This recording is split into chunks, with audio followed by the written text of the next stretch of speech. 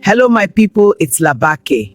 Today, I bring you a story from the town of Aliiko, but this is not just a story of disobedience. It's a story of curiosity, pride, and something deeper, something personal. Because sometimes, it is not just that people want to break rules.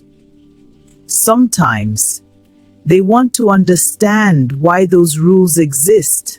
Aliiko was not just any town. It was a place where tradition ruled, where the words of the elders were law, and where the unseen was just as powerful as the seen. Children playing, women cooking, elders sitting under trees. And among them all was Queen Ireti.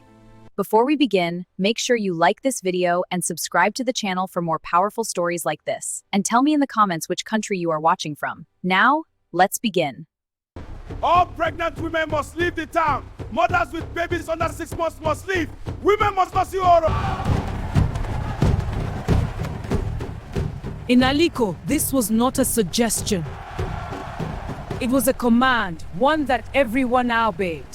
Everyone obeyed, except one woman, the Queen Ireti. All this fear, it cannot be real. How can seeing a festival hurt anyone? My queen, please, the Oro is not for women. Do not even think about looking. I am the queen. I will see it and nothing will happen to me. But my dear ones, Ireti did not say those words out of pride alone. No, there was something deeper. Years before she became queen, Ireti lost her mother during the time of Oro.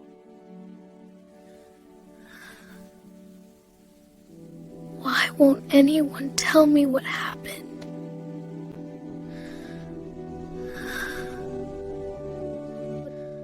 But no one would explain. No one would speak. Only whispers and silence. And so, that night in the palace, when Ireti said nothing will happen to me, what she truly meant was, I need to know the truth. Ireti, please, some truths are best left buried. No, I saw you that night. I understand the danger. I don't care. Tell me everything. As the day of Oro drew closer, Aliiko began to change. The men moved in silence, speaking only in low voices. Sacred drums were brought out, drums that were not played for. Mothers hurried out of the town, holding their children tightly.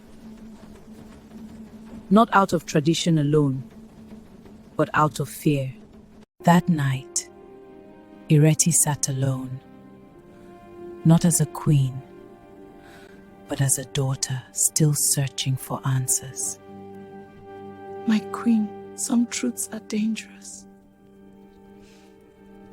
If Oro took my mother, then I deserve to know why. And so, while the whole of Aliiko prepared to hide, Queen Ireti prepared to see. My dear ones, curiosity is powerful, but when it is driven by pain, it can lead you straight into danger. Night came over Aliiko. The village was silent, almost too silent. The women were hidden, the babies safe in their mother's arms, and Queen Ireti, she hid behind a cracked wall, her heart pounding. The Oro procession began. Strange, haunting chants filled the air. Shadows danced unnaturally across the mud walls.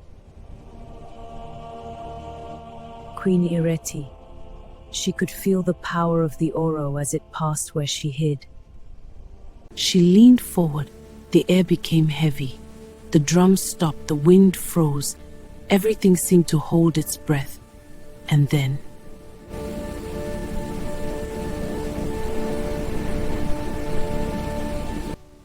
Why does this feel like I know them?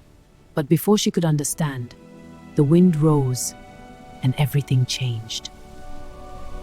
By morning, the queen was gone, and in her place stood a tree. Now listen carefully, because this is where the story becomes a mystery. Some people say it was punishment. Others say it was a warning. And there are those who believe something else entirely. They say, sometimes, When people search too deeply for answers, they become part of the story they are trying to understand. That is the queen. She disobeyed Oro. That's the tree. That is the queen. She disobeyed Oro. She has become the tree. And as for Ireti, some elders claim that on certain nights, when Oro passes, the wind around that tree moves differently. And some elders quietly say that the night Ireti looked, she felt a presence, one that reminded her of her mother. No.